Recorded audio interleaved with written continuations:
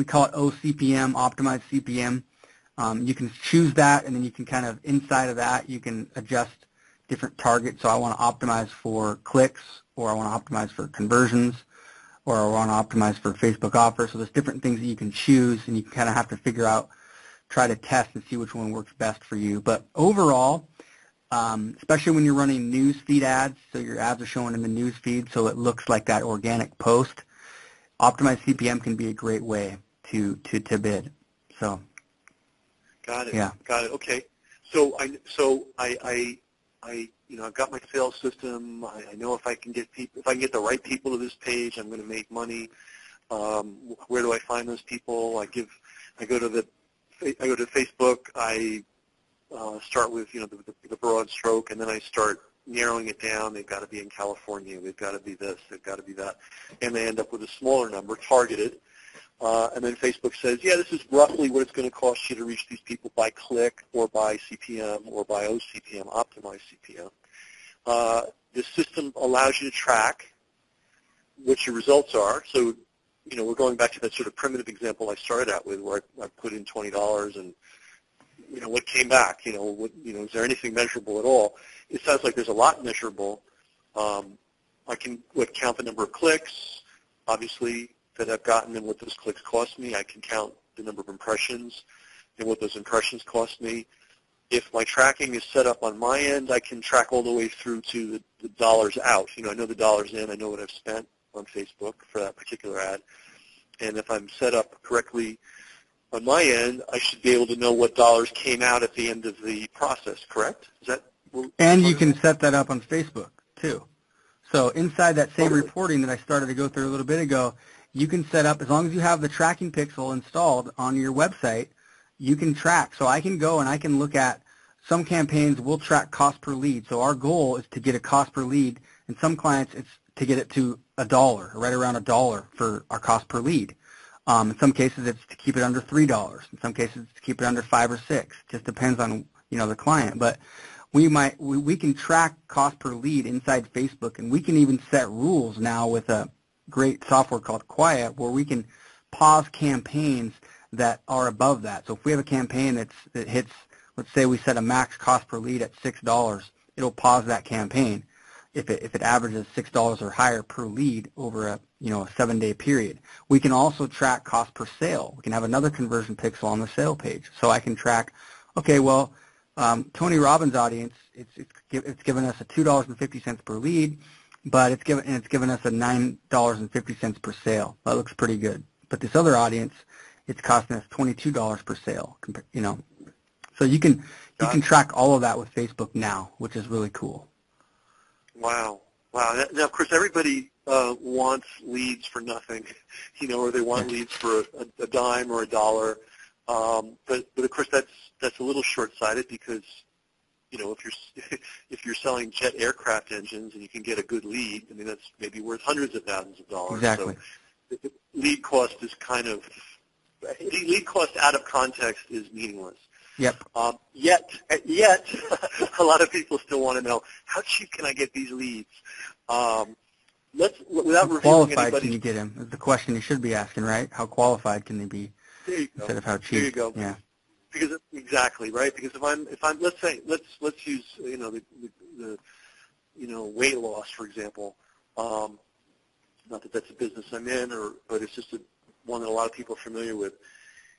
And they're familiar with the dynamic of that market. If I can find somebody who is a veteran weight loss program buyer, they've just bought a lot of weight loss programs over the years, and I'm selling weight loss programs, that leaves worth way more to me than somebody who's only bought one program in their life, and it's probably worth an infinitely more than somebody that's never bought any, right? Right. So lead value really is all about context. And yet, I bet you have some stories that you can tell of really great economical, high-quality lead generation.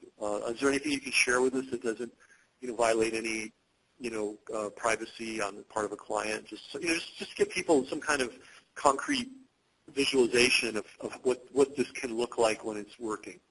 Well, yeah, so here's an example of a campaign that we're running consistently right now every day I've got a client that has a few different clients in the triathlon and running space. So they teach people how to improve their triathlon performances.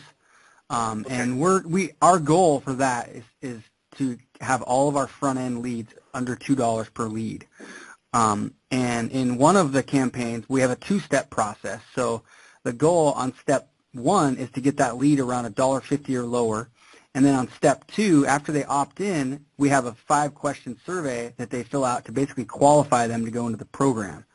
And our goal for those leads is to get to $5. And, you know, a lot of audiences that we're targeting, we're at 6 or 7 or 8, and we're just always trying to get that down to that 5. And 5 or 6, the client is really happy. And that's 2 steps. And so that's an example of, you know, and we're averaging with that client $200-300 a day consistently, you know, every single day, and generating those types of numbers. And other businesses, our goal will be to target people that are, you know, over the age of 35 and more of the business, maybe marketing type of industry. And our goal is to get those leads down to, you know, under $3 or $4. But if you're trying to really scale out and you want to start spending a little bit more money, let's say, for example, you're spending $100 a day and you're averaging, you know, $3 per lead. If you start to ramp that up to maybe $1,000 a day, depending on how big your audience is you might not be able to maintain that lowest cost per lead. You might have to, it's going to start coming up on you a little bit, depending on, you know, what you're offering. But all that being said, for example, in one of the campaigns that we ran, you know, in end of December and, you know, 3/4 of January, we generated about 45,000 leads, and they were all over the age of 40 and up, and about, you know, $150,000 in sales, initial immediate front end sales. But those average cost per lead, because the volume was higher, ended up being, you know, closer to, some of the audiences were around $10 or $12 per lead. Some of the audiences were around $2 or $3 or $4 per lead. But that's a lot of, you know, that's a lot of leads qualified, or, you know, very high quality leads. So now the one thing that I wanted to make a point of is, real quick, is when you're thinking of Facebook, you have to add one more step in the process, basically, than you would when it's traffic coming from search or referral traffic or joint venture traffic or solo ads or anything like that. It's like if you're at a party and you're hanging out at a party, and if I walk up to you and I say, hey, how you doing? My name's Keith. Great to meet you. Hey, by the way, I'm a certified financial planner, and I've got some great programs. Hey, would you mind sitting down with me over here and let me explain to you, you know, how I can help build your future or whatever? You know, what do you want to do when you meet that guy and he goes right into his pitch 2 minutes after you meet him? Kick him out the front door. Yeah, right? Yeah. However, some of the biggest deals and some of the biggest sales, you know, made are as a result of 2 people meeting at a party or a coffee shop. So, true.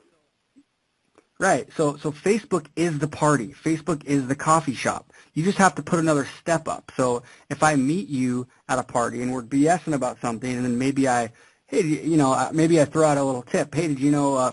I give you a little tip on financial advice, and that's it. I give you a little tip where you kind of have a little aha moment, like, hey, did you know that if maybe it gets brought up in the conversation, and I say, hey, did you know that if you put, you know, your money in this little IRA, you can actually 20 years from now, you can, you know, have this much more money. And you're like, oh, wow, that was interesting. And then that was it. You start talking about, you know, the game or whatever, his kids or something like that, and then you leave. Well, the next day, if he goes home and he turns on the TV and he sees like a commercial of you, or he gets on his computer and he pulls up Facebook and he sees this like ad where you have this free report, or, you know, you call him up the next day, or I call you up the next day, you know, after we met the day before, there's a little bit different, you know, scenario here now, right? Mm-hmm.